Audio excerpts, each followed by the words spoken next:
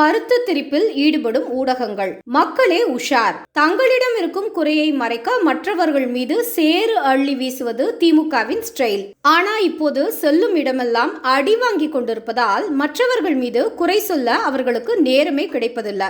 மாறாக தங்கள் மீது உள்ள குறைகளை பூசி மூழ்கி மேக்கப் வேற போடுறாங்க.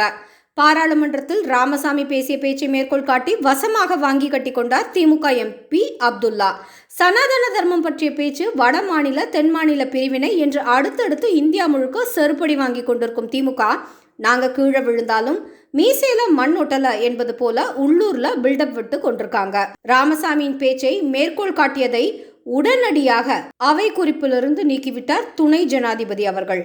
ஆனால் நேற்று திமுகவின் குடும்ப ஊடகங்களில் விவாதம் எப்படி அமைந்தது தெரியுமா? பெரியாரை பற்றி பேசினாலே மத்திய அரசு அஞ்சுகிறதாம். பெரியார் பற்றிய பேசுகள் பாராளுமன்றத்தில் அவை குறிப்புகளில் இடம்பெறுவதை கூட மத்திய அரசு விரும்பவில்லையாம். இப்படியெல்லாம் டிசைனாக வடை சுட்டு கொண்டிருக்காங்க.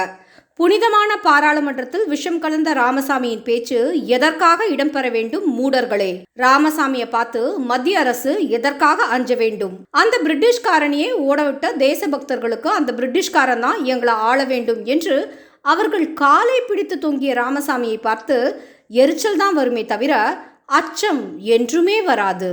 இப்போது கூறுகிறோம், இந்திய திருநாட்டின் ஜனநாயகத்தின் கோவிலான பாராளுமன்றத்தில் ஆங்கிலேயர்களின் காலை பிடித்து கொண்டு வாழ்ந்தவர்களின் பேச்சுக்களை மேற்கோள் காட்ட முடியாது. இந்த நாட்டிற்கு சுதந்திரமே வேண்டாம் என்று கூறியவர்களின் எந்த ஒரு குறிப்பும் இந்த பாரத தேசத்தின் ஆன்மாவான பாராளுமன்றத்தில் தேவையே இல்லை.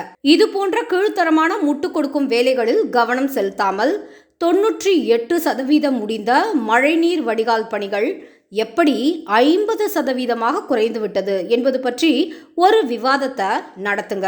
அதற்கெல்லாம் உங்ககிட்ட திராணி இருக்கா?